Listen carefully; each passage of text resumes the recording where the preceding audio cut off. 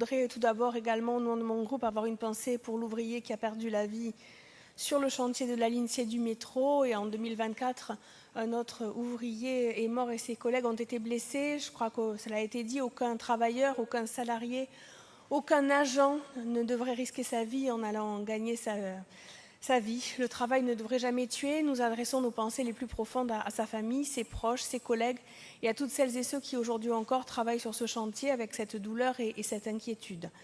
Ce drame nous oblige collectivement, il nous oblige à agir pour que cela ne se reproduise plus. C'est pourquoi notre groupe déposera en fin de conseil un vœu afin que la métropole prenne toute sa part de responsabilité pour renforcer la sécurité, la prévention et le contrôle sur les grands chantiers dont elle est maître d'ouvrage ou partenaire.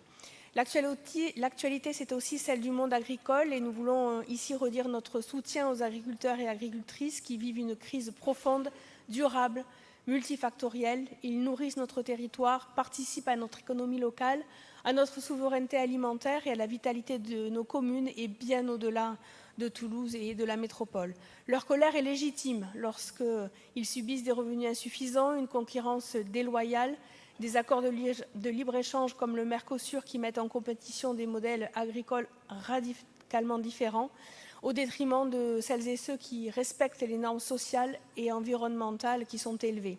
À cela s'ajoute aujourd'hui la dermatose nodulaire qui frappe durement les élevages, plonge des exploitations entières dans l'angoisse et l'incertitude et met en péril des années de travail. Et face à cette situation, la gestion du gouvernement est pour le moins calamiteuse. Lenteur, manque d'anticipation, absence de réponse claire et de soutien à la hauteur pour les agriculteurs touchés.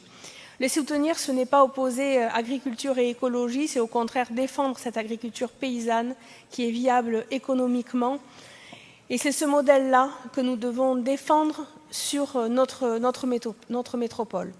Dans ce contexte national et international tendu, je veux avoir une pensée pour les victimes des attentats de Sydney. La lutte contre toutes les haines, et notamment contre l'antisémitisme, doit rester un combat constant et sans ambiguïté. Et je souhaite également saluer la libération de Camilo Castro.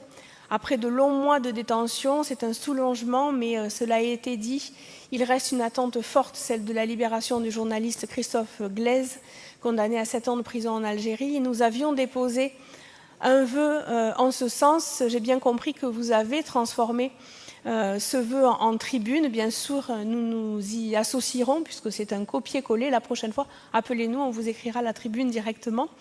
Mais ensuite, aujourd'hui, nous allons délibérer sur des sujets qui vont nous interroger sur notre vision de la métropole, comme le PLUIH ou le CERM.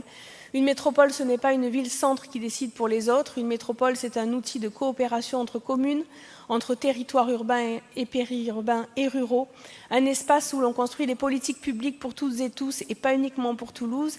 Et le compte n'y est pas toujours. En termes de transport, la ligne C est présentée comme une réponse structurante, certes, mais elle desservira presque exclusivement Toulouse intramuros, alors que les besoins les plus criants sont celles et ceux des habitants et des habitantes qui vivent à l'extérieur de la ville et qui subissent des embouteillages à cause de manque d'alternatives crédibles à la voiture. Ça ne vous étonnera pas, je vais vous reparler du CERM, qui avec le RER est un projet structurant et qui est précisément une réponse à ces enjeux d'intermodalité, de train du quotidien et de maillage du territoire, et encore faut-il en faire une priorité réelle.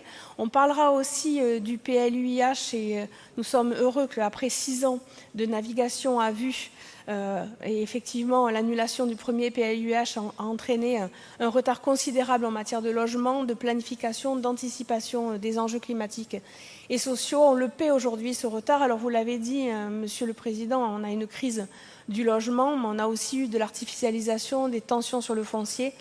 Et on espère que ce PLUIH que vous proposez aujourd'hui, qui est même imparfait, et bien sûr aucun document de cette ampleur ne peut l'être totalement, on espère qu'il sera à la hauteur des enjeux environnementaux, climatiques et sociaux qui sont devant nous.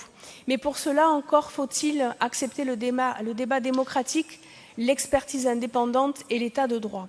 Vos déclarations récentes, Monsieur le Président, à propos de l'avis de la MRAE sur le projet Aura-REO à Cugnaux, nous ont profondément choqués. Accuser les juges ou les autorités environnementales de céder à un prétendu intégrisme écolo-militant, laisser entendre qu'ils seraient infiltrés ou idéologiquement biaisés et non seulement infondés, mais profondément préoccupant. Les autorités environnementales ne font que leur travail, sérieusement, en toute indépendance. Analyser, alerter, demander des garanties sur le bruit, la santé, l'environnement, ce n'est ni du militantisme ni de l'idéologie, c'est du droit, c'est de la science et c'est de l'intérêt général. Alors opposer réindustrialisation et exigence environnementale est un faux débat. La transition écologique n'est pas l'ennemi de l'industrie, elle en est la condition de durabilité. Et la décarbonation du transport aérien, par exemple, ne dispense pas des règles environnementales, bien au contraire. S'en prendre aux juges et aux experts quand leurs avis dérangent, c'est fragiliser l'état de droit. C'est un mauvais signal envoyé à nos concitoyens et nos concitoyennes. En fin de mandat, vous multipliez les caricatures, les écolos contre tout, les juges militants, les normes absurdes. C'est plus simple que de répondre sur le fond, mais c'est aussi plus dangereux, car il ne faut pas oublier l'essentiel. Gouverner, c'est respecter les règles que l'on cherche de faire appliquer et écouter, même quand cela dérange. Mais quand tout devient caricature, c'est souvent le signe qu'on a épuisé les arguments et peut-être aussi un peu le souffle.